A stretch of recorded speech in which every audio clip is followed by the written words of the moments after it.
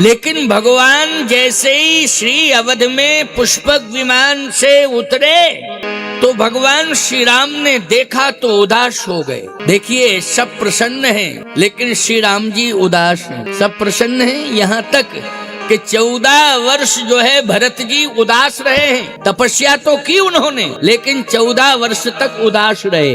परंतु श्री राम को देख करके भरत जी प्रसन्न हो गए कि प्रभु आ गए, उदासीनता चली गई। पूरी अयोध्या खुशी में है, सबके चेहरे खिले हुए हैं, सब प्रसन्न हैं, प्रभु आ गए। लेकिन प्रभु राम अयोध्या में जैसे ही आए, अयोध्या की भूमि पर उतरे तो उदास हो गए। क्यों हुए? इसलिए कि सब दिखाई दे रहे हैं, लेकिन माता कैकेयी दिखाई नहीं दे रही हैं। कैकेयी माता दिखाई नहीं दे रही हैं, तो आप ये कह सकते हो कि महाराज जी भगवान राम अंतर्यामी हैं। क्या ये जानते नहीं है कि कैकेयी माँ दुनिया में है, और दुनिया में भी जहाँ अयोध्या है वहां है, और जहां वो रहती थी सदा उसी भवन में।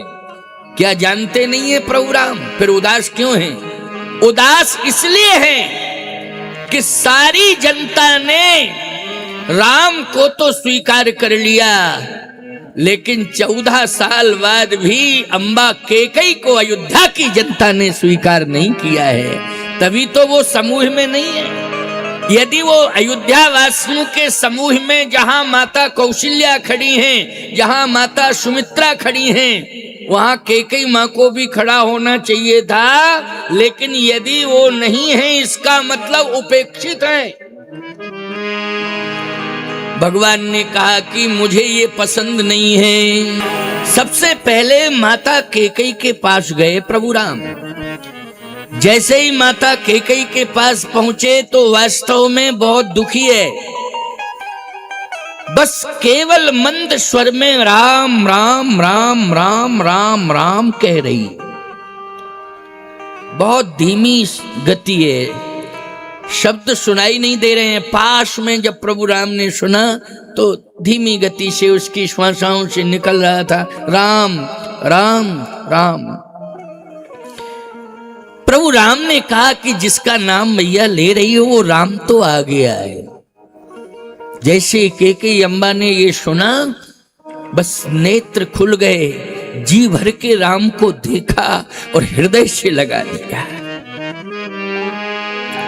ये मां बेटे का मिलन है। याद रखना, मां शब्द ही महत्वपूर्ण है। यहां सगे सौतेले का भाव होना ही नहीं चाहिए। यदि किसी ने मां कह दिया है तो निश्चित रूप से,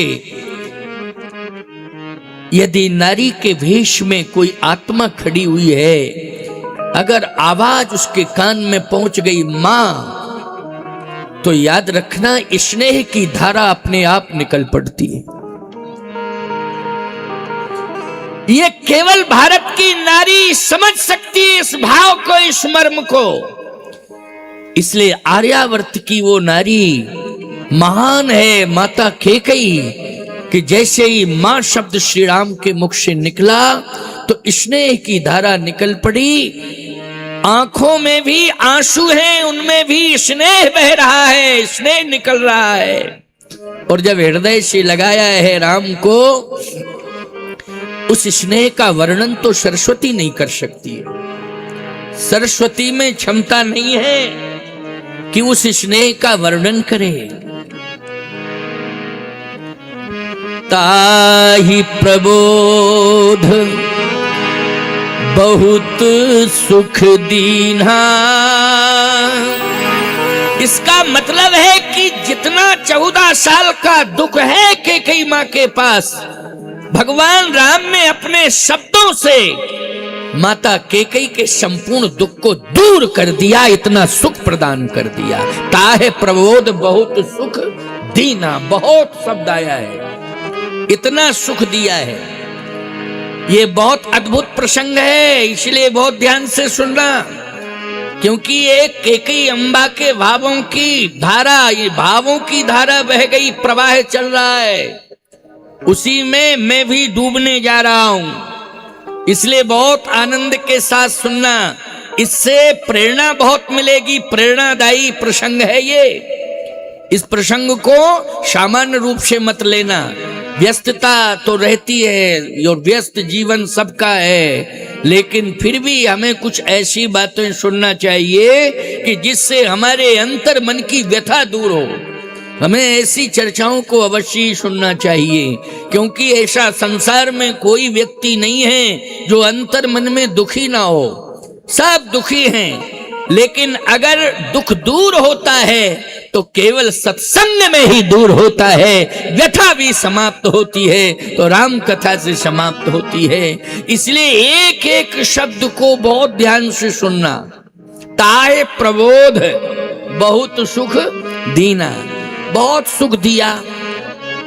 अच्छा भाई, जब सुख कैकेयी अम्बा को मिला तो कैकेयी अम्बा मुस्कुरा गई और कहा, राम अब तुम जल्दी जाओ सिंहासन पर बैठो, क्योंकि मुहूर्त निकल जाएगा तो फिर वो सिंहासन की शुभ घड़ी पता नहीं कितने दिनों तक टल जावे, इसलिए जाओ।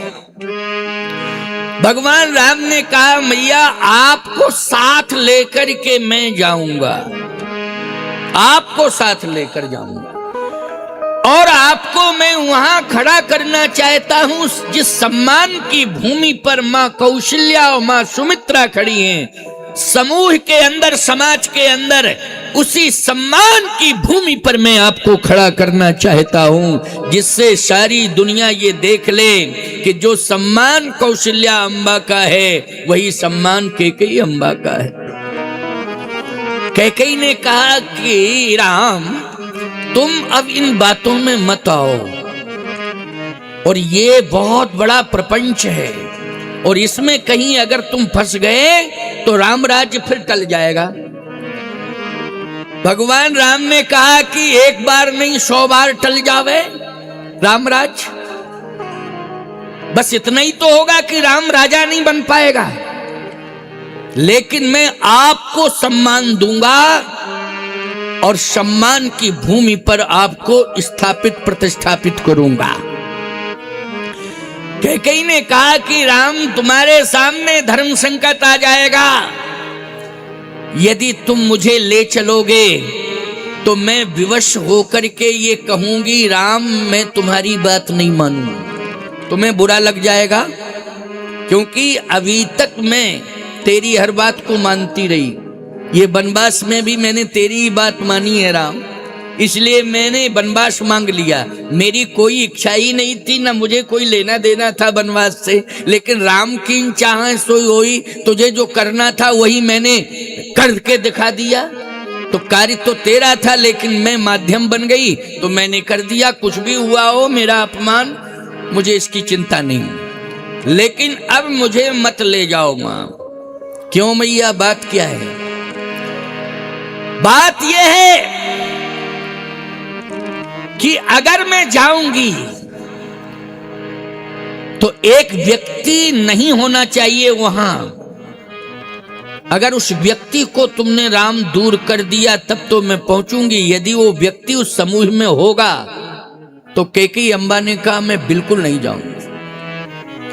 अब भगवान राम नहीं समझ पा रहे हैं कौन व्यक्ति, कैसा व्यक्ति, क्या है, कौन है, क्या नहीं। भगवान का ध्यान गया कि अम्बा कैकेयी ये कहना चाहेंगी कि मंथरा अगर होगी तो मैं नहीं जाऊंगी, क्योंकि ये नाटक मंथरा ने कराया। अच्छा, राम जी यही सोच रहे, तुम लोग भी यही सोच रहे हो, है नहीं तो कैकेयी अम्बा और क्या कौशल्या जी का विरोध करेंगी? नहीं। क्या सुमित्रा अम्बा का विरोध करेंगी? नहीं। प्रधानमंत्री सुमंत का विरोध करेंगी? नहीं। गुरुदेव का विरोध करेंगी? नहीं। ये सब तो वंदनीय है, बोलो है कि नहीं? लेकिन शायद आप सबका ध्यान उधर जा रहा होगा कि कैकेयी अम्बा यही कहना चाह रही हैं कि एक व्यक्ति का मतलब वो मंथरा, उसी ने ये सब कराया। अगर वो वहां होगी तो मैं नहीं जाऊंगी। मुझे ले जाना चाहते हो तो पहले मंथरा को दूर करो। अच्छा, ये सत्य है कि मंथरा है अयोध्या में? वो मर थोड़ी गई है, वो तो है। अरे त्रेता की अयोध्या की बात छोड़ो, कलयुग में मंथरा है। अच्छा, और इतना बड़ा परिवार मंथरा का बढ़ गया कि पहले अयोध्या में एक ही मंथरा थी, अब तो हर गांव में मोहल्ला में 10-10 मंथरा है। परिवार उसका बहुत बड़ा है, बहुत बड़ी संख्या बढ़ती ही चली गई। बोलो भाई, बढ़ती चली गई कि नहीं? ये कमी नहीं है मंथराओं की, मंथराएं बहुत बढ़ गई। तो कैकेयी शायद विरोध करना चाहती है मंथरा का कि मंथरा का वहां होना नहीं चाहिए, यदि मंथरा होगी तो मैं बिल्कुल नहीं जाऊंगी। भगवान राम ने कहा, मैया नाम बता तू, मैं नहीं समझ पा रहा हूं। कैकेयी ने कहा कि राम, भरत को नहीं होना चाहिए। बस राम जी कांपने लगे। क्या कह रही है मैया? भरत का तो इतना बड़ा सम्मान है पूरे ब्रह्मांड में कि राम का पल्ला भी छोटा पड़ गया, हल्का हो गया भरत के व्यक्तित्व के आगे। बोलो, हो गया कि नहीं? अरे और छोड़ो, अयोध्या वासियों की आवाज, जो अयोध्या वासी राम को राजा बनाना चाहते हैं, वही अयोध्या वासी जब मूल्यांकन कर रहे हैं तो भरत का पल्ला वजनदार सिद्ध कर दिया उन्होंने। बना रहे हैं राम को राजा, लेकिन वजनदार व्यक्तित्व का मूल्यांकन का प्रमाण पत्र दे रहे हैं भरत को। बोलो भाई, ये प्रमाण पत्र तो अयोध्या वासियों ने दिया है, लेकिन ऐसा जनप्रिय व्यक्तित्व, तपस्वी राम अगर धर्म है तो भरत धर्म की धुरी है। यदि वो नहीं होगा सभा के मध्य में, यदि नहीं होगा राम राज्य की पृष्ठभूमि में, तो ईमानदारी के साथ बताना, राम राज्य कभी होगा ही नहीं। और कैकेयी अम्मा ने शर्त रख दी। भगवान राम ने कहा, मैया एक निवेदन करूं, भरत से आपको क्या परेशानी है?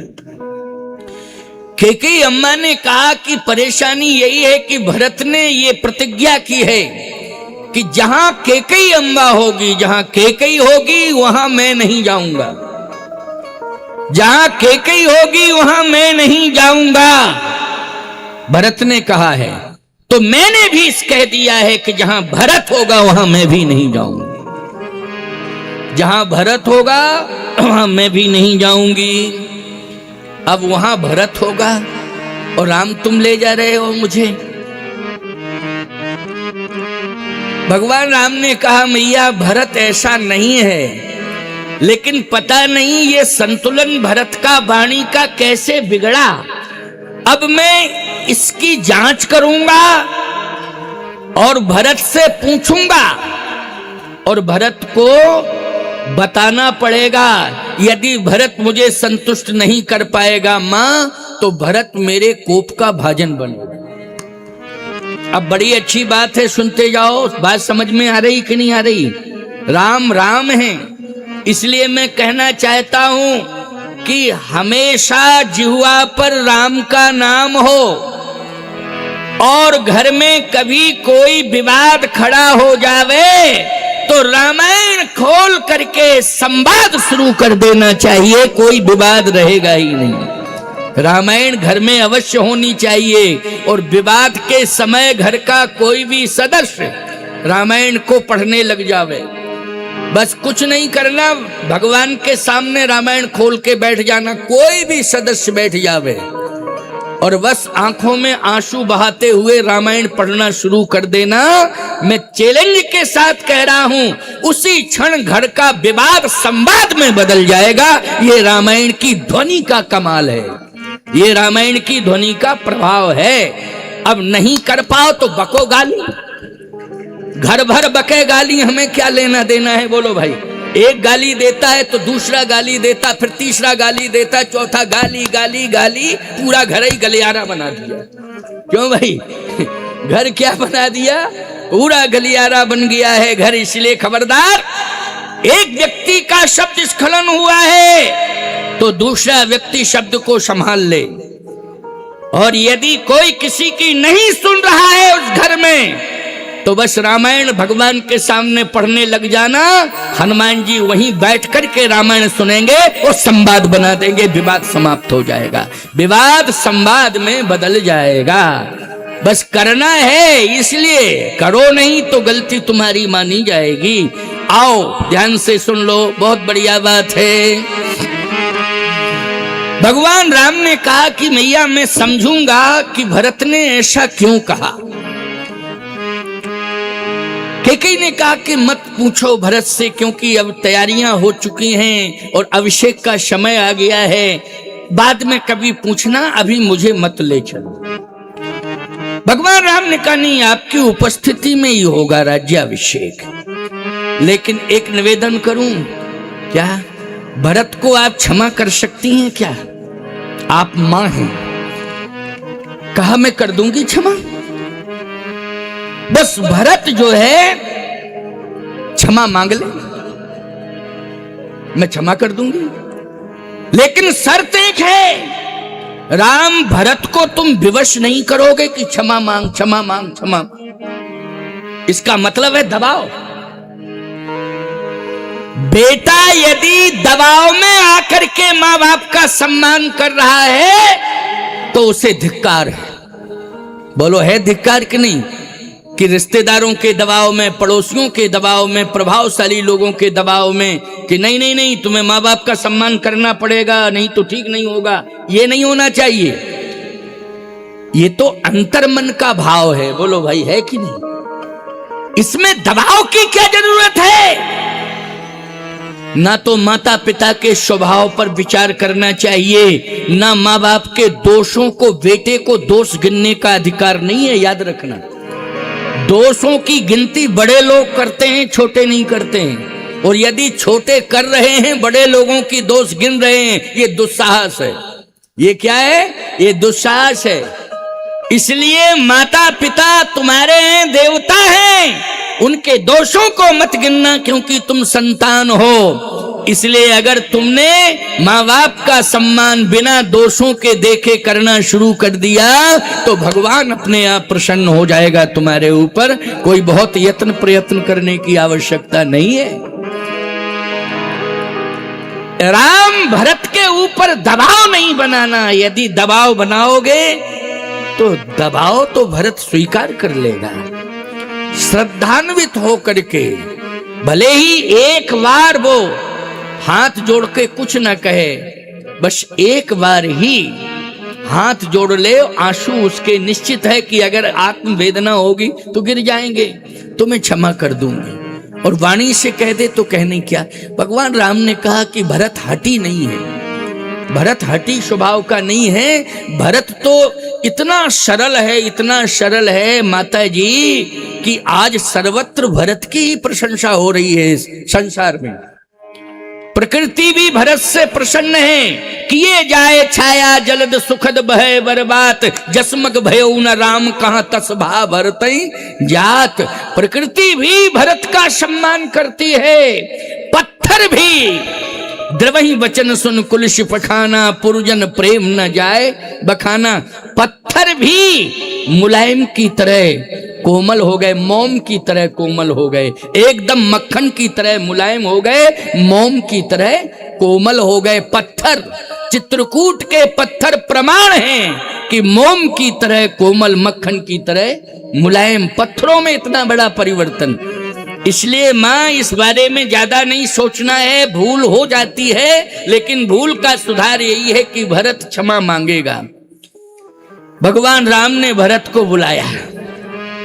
कैकेयी ने कहा कि मैं क्षमा कर दूंगी, लेकिन बस दबाव नहीं बनाना। नीत प्रीत परमारथ स्वार्थ को न राम समझान जथारथ। भगवान राम ने एक नीति का प्रयोग किया। क्या? कि महाजनों एन गता सपंथा, महापुरुषों ने जो रास्ता अपनाया है, याद रखना उन महापुरुषों के जो अनुयायी हैं उसी रास्ते पर चले हैं। बोलो भाई चले हैं कि नहीं? अनुयायी। तो भरत तो मेरा अनुयायी है, मैं जैसा करूंगा भरत वैसा ही करेगा। तो मैं अपने से ही ना शुरुआत कर दूं, कहने की जरूरत नहीं पड़ेगी।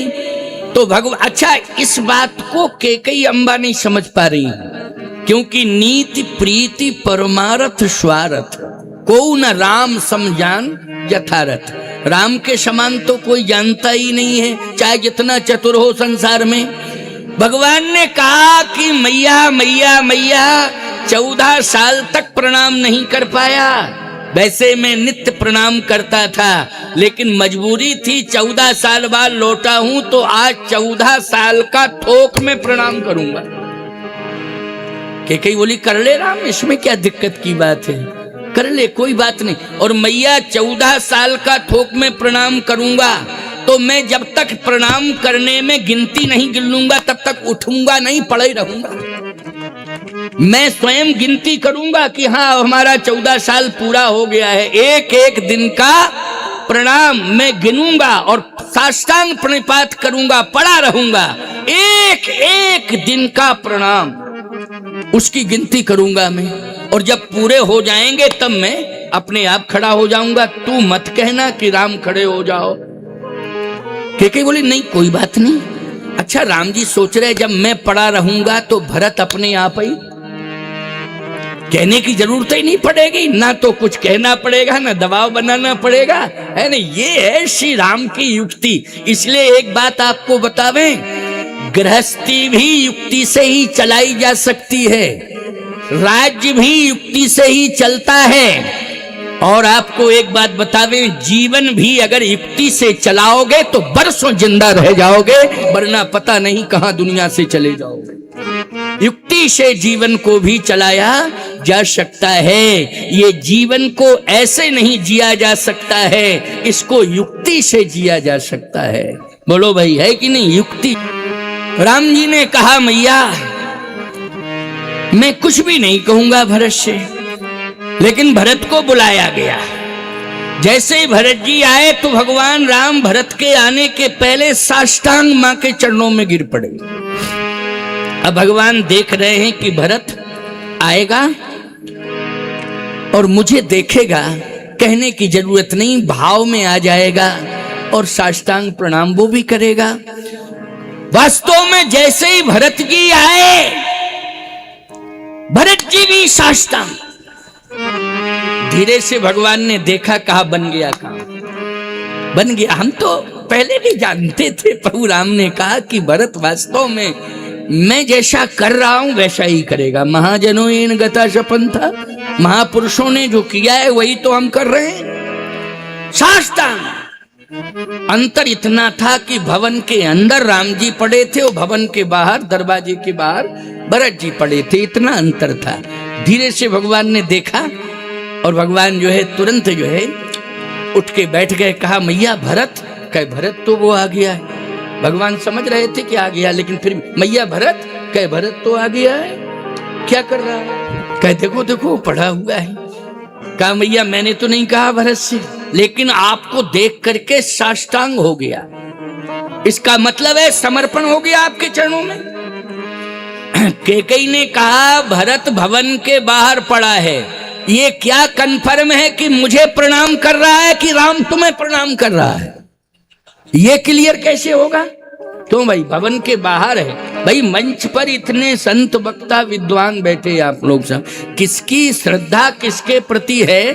कोई प्रणाम कर रहा है तो रामायण को प्रणाम कर रहा है कि भागवत को प्रणाम कर रहा है, मुझे कर रहा है कि इन संत को कर रहा है, इन ब्राह्मणों को, जिसकी जहां श्रद्धा होगी। क्यों भाई वहीं प्रणाम। लेकिन क्लियर तो तब होगा जब डायरेक्ट आ जाए पास में, तो क्लियर होगा। तो कैकेयी ने कहा अभी कंफर्म नहीं है कि मुझे प्रणाम कर रहा है कि राम तुम्हें प्रणाम कर रहा है। कन्फर्म तो तब होगा जब स्वयं पास में आ जावे वो प्रणाम करे। लेकिन राम तुम नहीं कहोगे कि भरत आके प्रणाम करो, मैया को प्रणाम करो।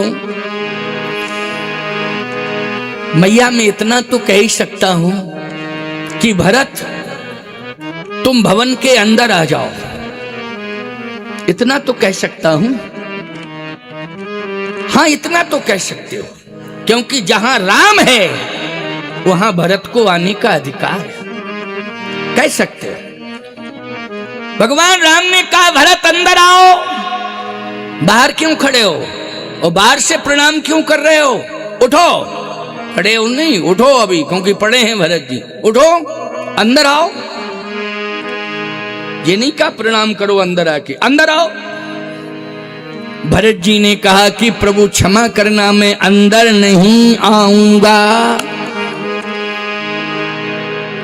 कैकेयी अम्मा ने कहा राम पर्दाफाश हो गया, क्लियर हो गया। अंदर इसलिए नहीं आना चाहता है कि मैं बैठी हूं, जहां मैं रहूंगी वहां भरत नहीं आएगा। वो तो तुम्हारी आज्ञा हुई है तो यहां तक आ गया। भगवान राम ने कहा भरत अंदर क्यों नहीं आ सकते हो, पहले इसका उत्तर दो। भरत जी ने कहा इसलिए कि जहां पर आप हैं वो मंदिर है, वो भवन नहीं है। क्या है? मंदिर है। आप परमात्मा हैं और मैं पुजारी हूं, लेकिन अभी पुजारी ने स्नान नहीं किया है तो बिना स्नान के मंदिर में कैसे जावे? स्नान जब तक नहीं कर लेगा तब तक मंदिर के अंदर कैसे जाए? और यदि बिना स्नान किए पुजारी चला गया तो कालांतर में जितने पुजारी होंगे वो सीधे सुबह जगेंगे और चारपाई से उठेंगे और ओम जय जगदीश हरे, इसके बाद पूजा करके आरती करके फिर जाएंगे क्रियाओं से निवृत्त होने के लिए, तब स्नान करेंगे। कि उदाहरण देंगे भरत जी ने जैसा किया था। ये भरत विधि से पूजा कर रहा हूं मैं, बड़ी समस्या जटिल हो जाएगी। भरत जी ने कहा कि मैं अभी स्नान नहीं किया हूं प्रभु।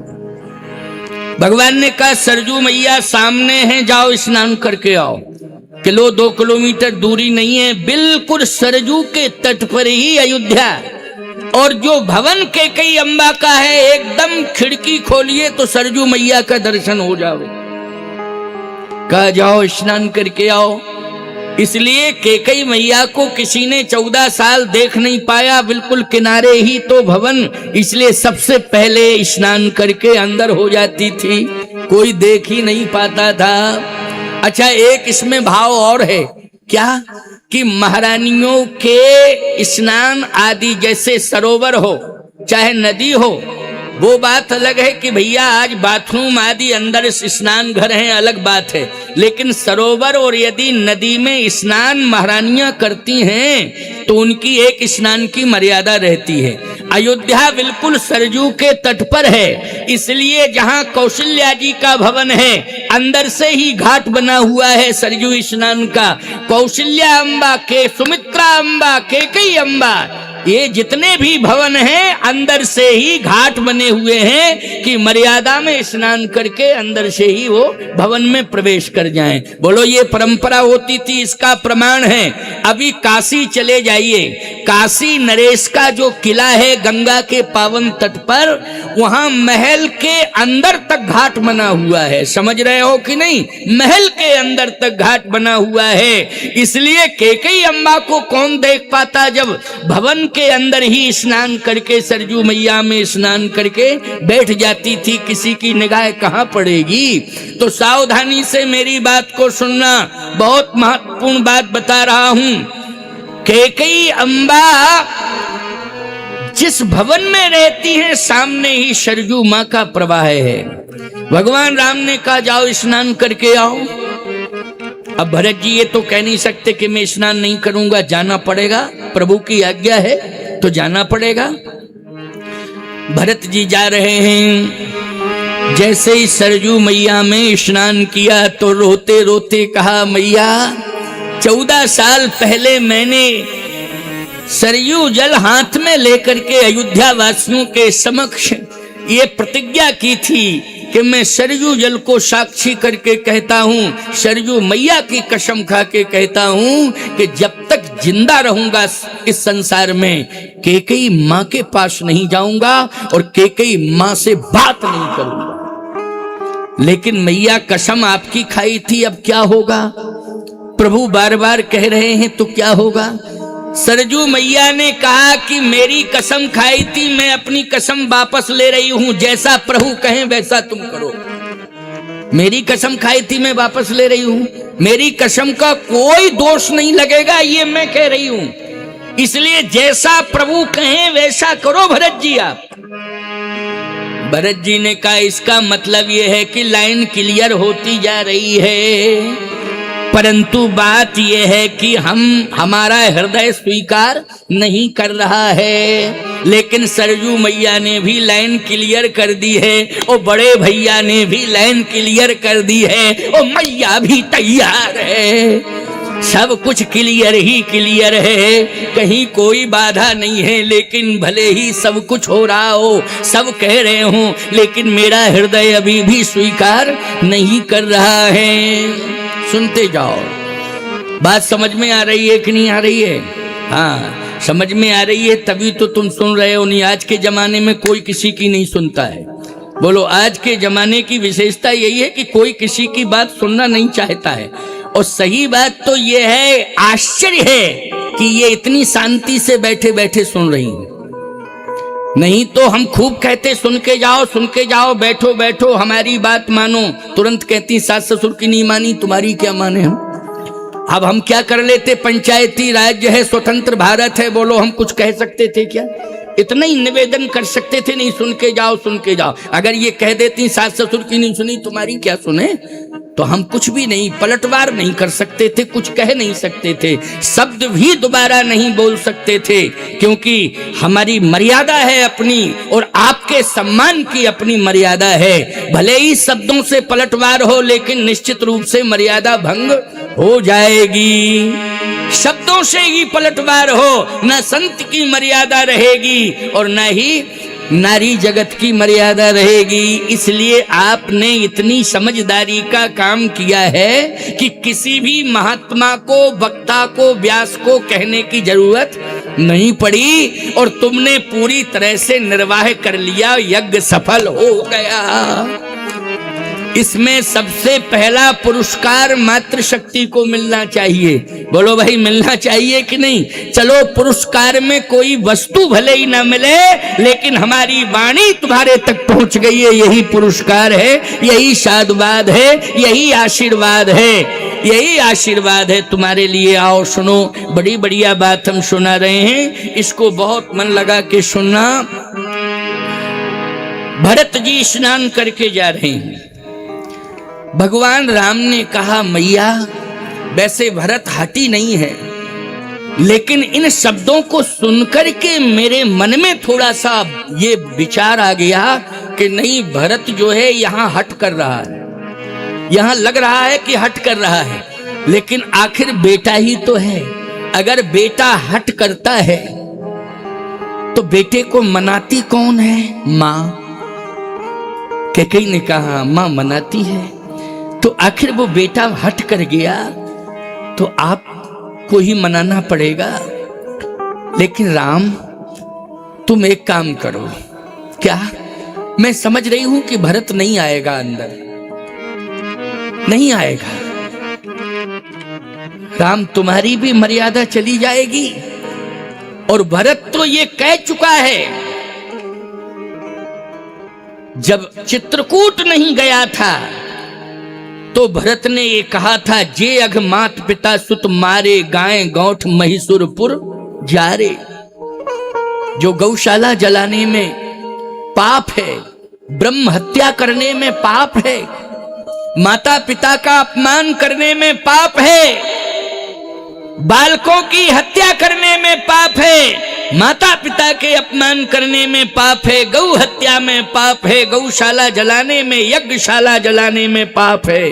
वो सारे पाप मुझे लग जावे अगर कहीं राम वनगमन में मेरी राय हो तो। मेरी राय नहीं है राम वनगमन में।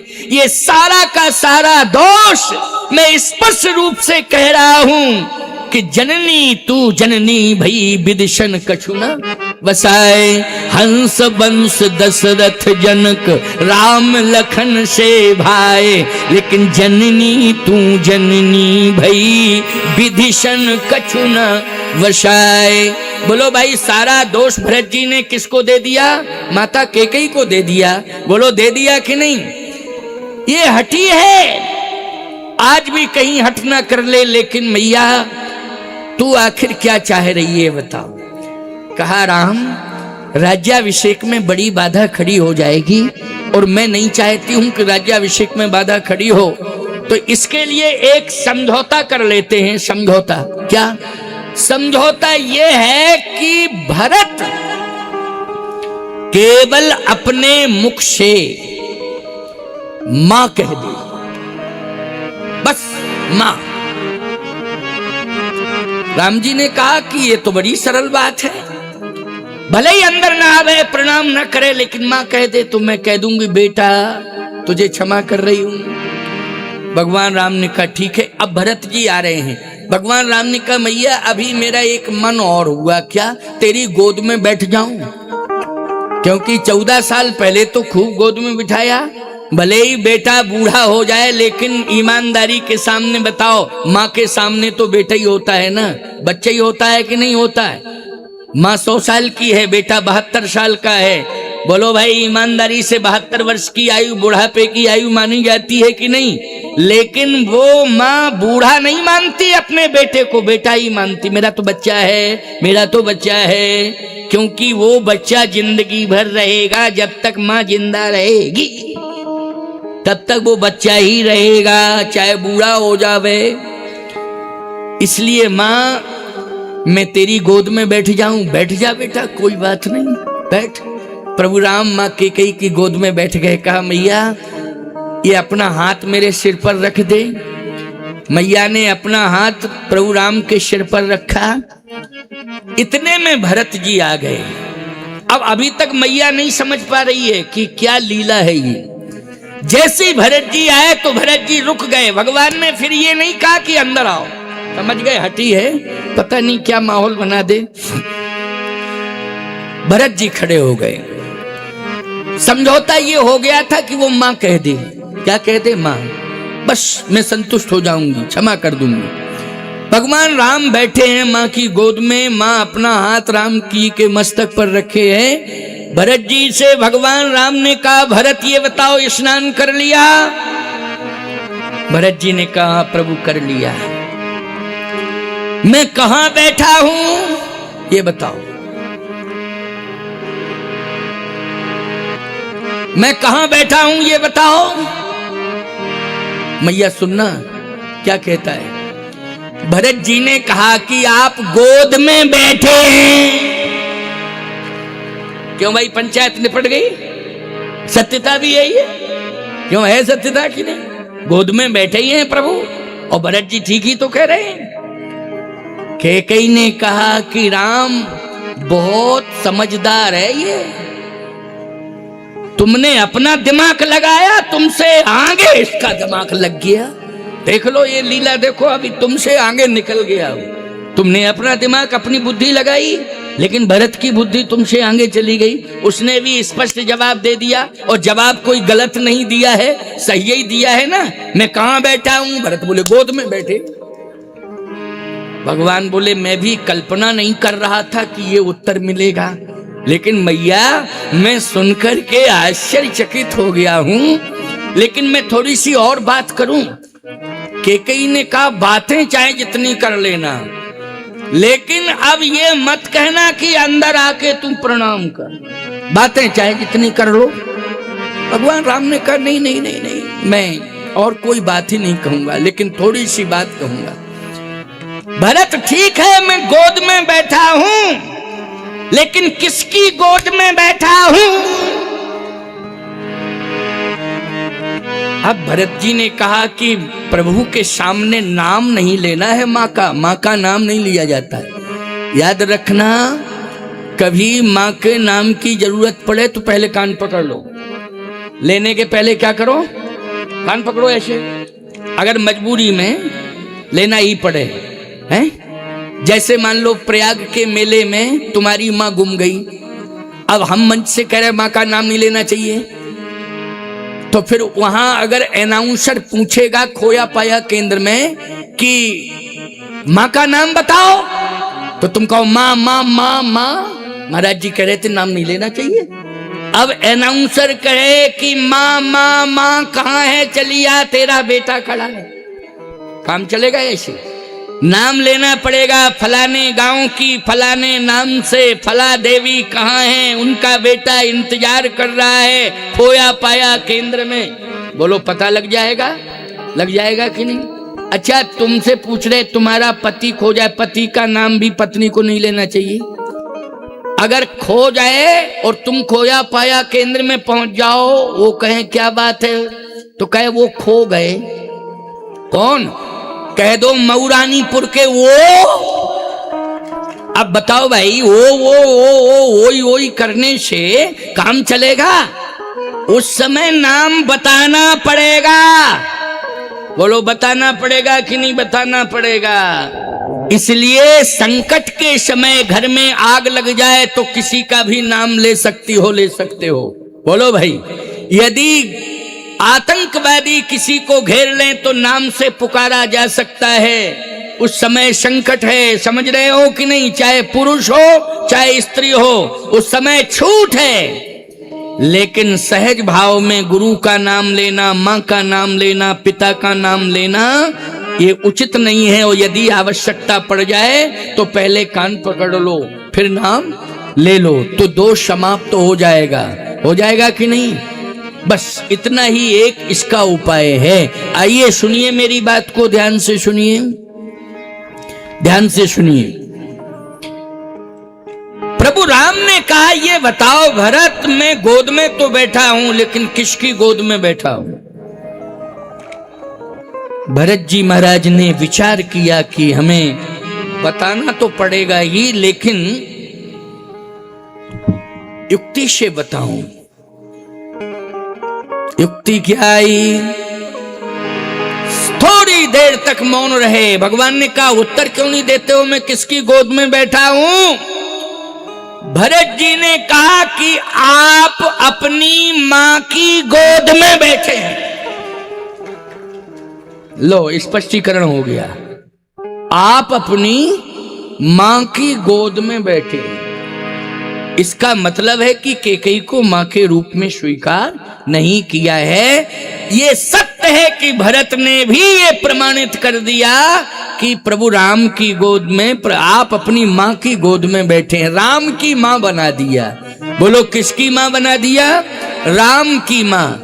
ईमानदारी के साथ बताना, 14 साल पहले भरत ने क्या कहा था? हंस वंश दशरथ जनक राम लखन से भाई, जननी तू जननी भई विदिशन कछुना वसाए।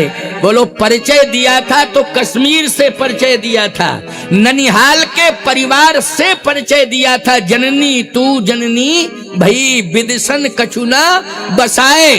अपना परिचय किससे जोड़ा है? इक्ष्वाकु वंश से जोड़ा है। अपना परिचय प्रभु राम से जोड़ा है। अपना परिचय महाराज दशरथ से जोड़ा है। अपना परिचय अयोध्या से जोड़ा है। लेकिन कैकेयी का परिचय जननी तू जननी भई विदिशन कछुना वसाए, ननिहाल से जोड़ा है। बोलो जोड़ा कि ना? स्पष्टीकरण है। लेकिन 14 साल बाद आज कैकेयी का परिचय किससे दिया है? ईमानदारी के साथ बताओ। बोलो भाई, आज 14 साल बाद कितना बड़ा परिवर्तन आया। भरत ने ये नहीं कहा है कि जननी तू जननी भई विदिशन कछुना वसाए, यही कहा है कि प्रभु आप अपनी मां की गोद में बैठे हुए हैं। इसका मतलब है संबंध जुड़ गया कि नहीं जुड़ गया? बोलो जुड़ गया। जो भरत जी किसके दास हैं? ईमानदारी से बताओ। भरत जी प्रभु राम के दास हैं। याद रखना, प्रभु राम का भरत सम्मान करते हैं तो भरत को राम की मां का भी सम्मान करना पड़ेगा। ये धर्म कहता है। कैकेयी ने कहा बस राम राज्य बस होने ही वाला है, क्योंकि वातावरण राम चेंज हो गया है। कैसे? बोले अभी तक भरत ने केवल सिर्फ केवल इस बात को स्वीकार किया था कि राम के अलावा इस संसार में मेरा कोई नहीं है, ये कहा था। लेकिन आज निश्चित रूप से राम से मेरा संबंध जोड़ा है कि आप अपनी माँ की गोद में बैठे हैं, तो निश्चित है कि मैंने भरत को जन्म दिया है, तो मैं भरत की माँ तो हूं ही, लेकिन आज भरत ने यह सिद्ध कर दिया कि मैं राम की भी माँ हूं, इसलिए मैं दोनों की माँ हो गई, राम की माँ भी हो गई और भरत की माँ। जो राम का सम्मान करेगा संसार में, वो राम की माँ का भी सम्मान करेगा। और राम जी ने भी स्पष्टीकरण दे दिया, दोष दे जननी जड़ते और जिन गुरु साधु सभा नहीं शेई। इसलिए कैकेयी माँ को दोष मत देना। बस उसी समय यह प्रमाण मिलता है उत्तरकांड के दोहे का कि प्रभु राम का हाथ पकड़ा है कैकेयी ने और राम को ले जा रही है कहां? सिंहासन की ओर। जहां सिंहासन रखा है, श्री राम का हाथ पकड़ के ले जा रही है कैकेयी माँ, भरत पीछे पीछे जा रहे हैं। और राम का हाथ कौन पकड़े है? कैकेयी माँ पकड़े हैं, भरत पीछे पीछे जा रहे हैं। और जैसे ही सिंहासन की ओर बढ़ते हुए कदम, आज पूरी अयोध्या की जनता आश्चर्यचकित हो गई। और याद रखना, मैं आपसे एक बात कहना चाहता हूं, कैकेयी माँ वहीं पर खड़ी हो जाती हैं, श्री राम का हाथ पकड़ के पहुंच जाती हैं, भरत पीछे हैं, जहां पर गुरु वशिष्ठ जी महाराज थे। और कहा, गुरुदेव आपसे एक निवेदन है मेरा। क्या? कि जितनी तपस्या राम ने की है, राम से ज्यादा तपस्या सीता ने की है। इसलिए अभी तक राजा बैठ करके, राजकुमार सिंहासन पर बैठ करके राजा बनता था, लेकिन इस बार अकेले राम नहीं, राम के साथ सीता भी बैठेंगी, दोनों का अभिषेक होगा, दोनों का होगा। इसलिए